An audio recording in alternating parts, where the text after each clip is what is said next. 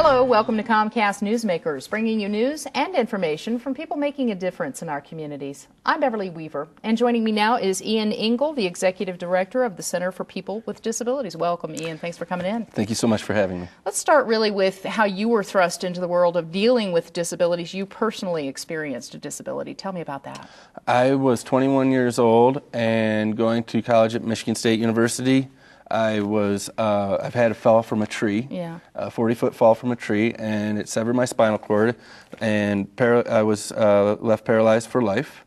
So that was a shocker, waking up in the hospital and having somebody tell you that you're going to be paralyzed for life. You have no idea what the future's going to hold. So that was the most disturbing thing that happened for me was when the discharge planner at the hospital told me I would have to go to a nursing home because that completely took all my choices away for determining where I was going to go from there. Right. Certainly the focus of your organization is to help more people live independently, either whether they're disabled or even elderly people, correct? Right. What our organization does is it takes a unique approach. There's a medical model paradigm that diagnoses you with what's wrong, prescribes you with what you need, and then case manages you, if you will, to direct you down a path of what the clinical professionals deem is best for you. So you get a dietitian, a behavior manager, whatever. The independent living movement says that the person is in the middle as a hub for the support, and we bring all the service providers the resources to the person, rather than sending the person on through this gauntlet of gatekeepers, from gatekeeper to gatekeeper to gatekeeper. We try to make that person be the center of it. Yes, realize a situation where the person feels supported rather than told what to do. And what are the major barriers to staying at home? Because as we mentioned, we've got this growing population of elderly people as well as veterans disabled coming home from Iraq and Afghanistan, as well as people like you who want to live independently. On a personal level, the barriers are that if everywhere I go, people look at me like I'm helpless and sorry and pitiful, I start to believe that. I start to feel that. So I start to internalize that oppression because I'm immersed in this culture of dependency. So on a personal level, it really has to do with setting goals and getting some momentum on accomplishing whatever your goal is to live more independently and pulling the supports together.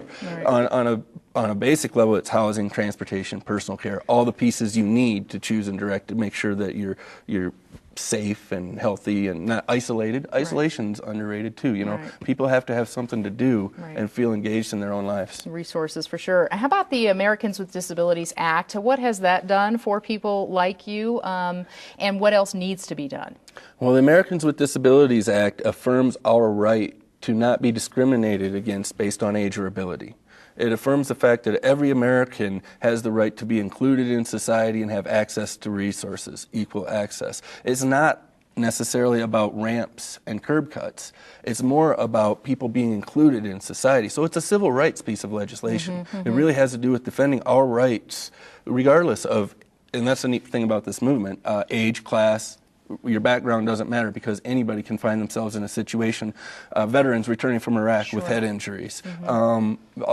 Anybody who doesn't die quick is going to need some sort of long-term care supports and probably want to choose and direct how that plays out. So really working to change society's perception of those people with disabilities. That's a huge part. And the Americans with Disabilities Act is a law that we need to realize does that or should do that, and there's a most integrated setting mandate in Title II of the ADA that says people have the right to receive supports in the most integrated setting. So, for instance, a couple in Georgia sued the state to get out of an institution based on the ADA, and they won. And they were able to live in their own homes and have supports brought to them. All right. And where can people go to get more information, Ian, on the center itself, on the services that you provide? That would be www.cpwd,